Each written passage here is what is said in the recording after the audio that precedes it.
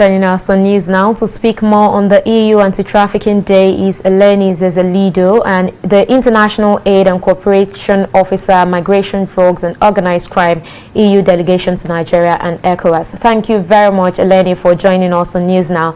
Now, tell us more about the purpose of the EU Annual Anti-Trafficking Day, and being that this is the 14th edition, what are some of the successes recorded over the years? Thank you for the invitation. The EU has been celebrating its EU Anti-Trafficking Day since 2007. Well, it's always marked on the 18th of October, and it's an occasion to raise awareness on trafficking persons, as we say in Nigeria, and improve exchange of information, knowledge and practices amongst the people that are involved in the sector. In the past few years, we have experienced a lot of problems when we talk, especially about the case of Nigeria. There's a lot of challenges and a lot of risks related to trafficking persons and also smuggling of migrants in Nigeria. That does not mean that the EU has not made its efforts to make an impact on the sector, and that does not mean that we have not experienced our relative successes, let's say, in the field.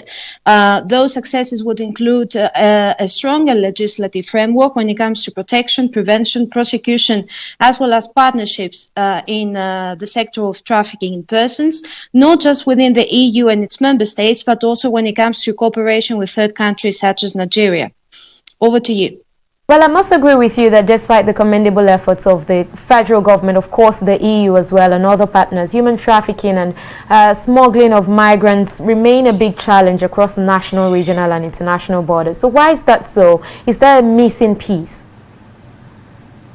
Well, trafficking persons and also smuggling of migrants are two areas that are constantly let's say, flowing and developing. So those challenges and risks that I mentioned earlier are different day by day.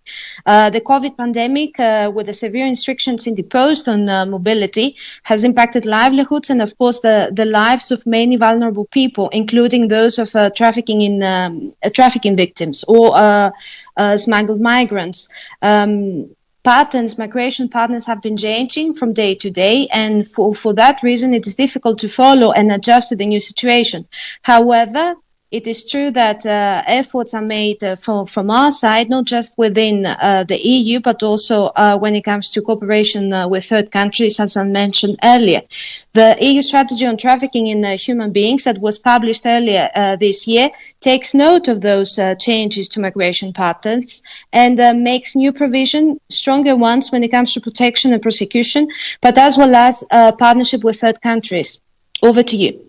Well, thank you very much, Eleni Zerzelidou from the EU Delegation to Nigeria and ECOWAS for joining us on News Now.